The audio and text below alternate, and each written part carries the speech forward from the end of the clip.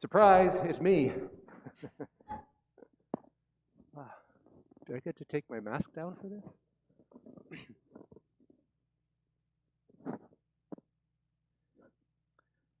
I've learned a new word recently.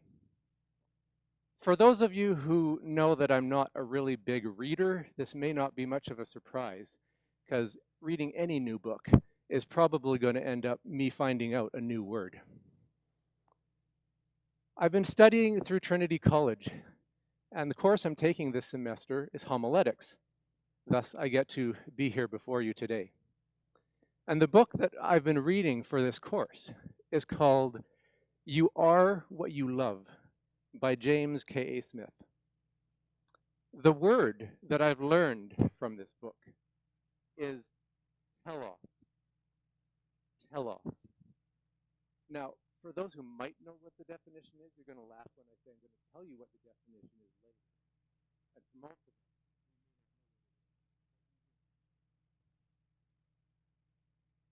of Smith differentiates between people as being thinking things versus loving beings.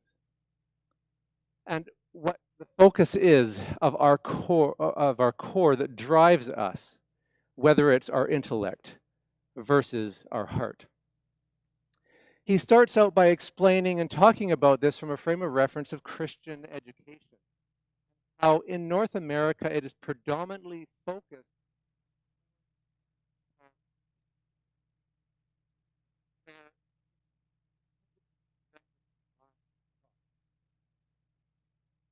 that is what's going to actually change your actions. So the underlying assumptions are that we are thinking things. If you correct your thoughts, then your actions will change. That you are what you think. Perhaps this goes in line with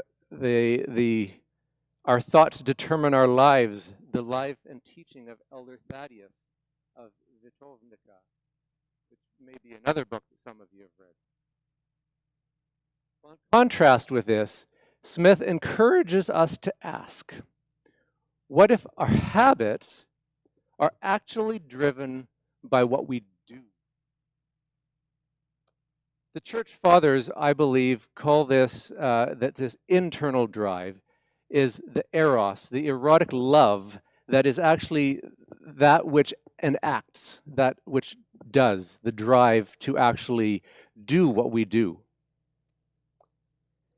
Well, Smith actually talks about how our habits are what drives our actions. It's what we love. Our habits are shaped by what we love, not by what we think. And it's actually, well, okay, so let me keep going. If we are driven by our habits and what we do is not what we want to do, then how do we actually change our habits to be what we want them to be if our thoughts are not in themselves driving our actions to make us do what we want to do? Smith suggests we reorient all of our life by participating in what he calls formative practices or liturgies, things that actually shape and form our heart.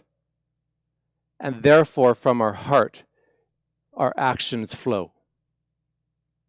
Rather than participating in what he calls deformative practices, things or liturgies of our culture, things like going to the mall, watching movies, being focused on our mobile devices, which deform our heart away from the correct orientation. Why does this all matter? What difference does it make in how we orient our habits? Now I come back to telos. The definition of telos is our end purpose, our final goal to be achieved. It's that end that we are aiming towards. If we want to reach an end goal, we must be moving in that direction, one small step at a time. It's all these little actions that matter. It's the little choices which orient our focus. So what we need to do is to learn to recognize our capital T telos, our divine telos, in all of the little moments in order to keep our direction oriented correctly. And I would suggest that's what's going on in the gospel readings today.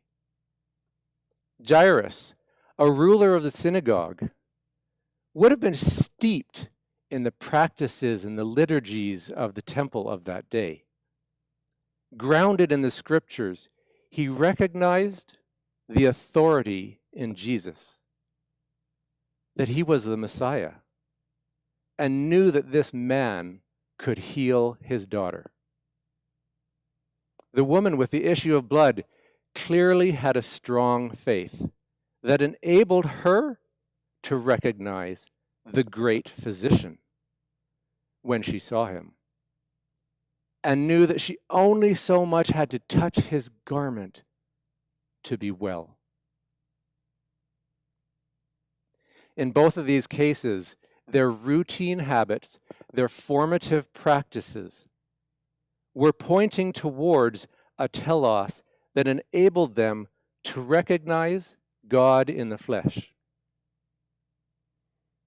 Today, the lectionary graces us with a number of gospels, but we've only read 2 of them today.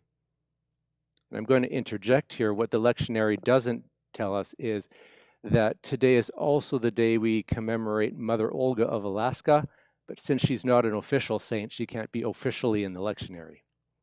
That's why her icon is at the back today. There's a second gospel that we read today, which has more insight of God's end goal for us. Jesus had sent out 70 of his followers to neighboring towns, and when they returned, they mentioned that even the demons were subject to them in his name. Let me just reread the sentence that I want to focus on.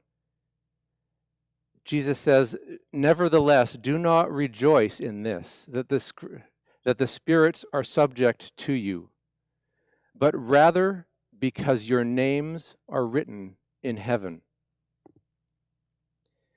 Jesus then enlightens them with this understanding of the divine telos, that our goal, our ultimate telos, is to be with him in heaven.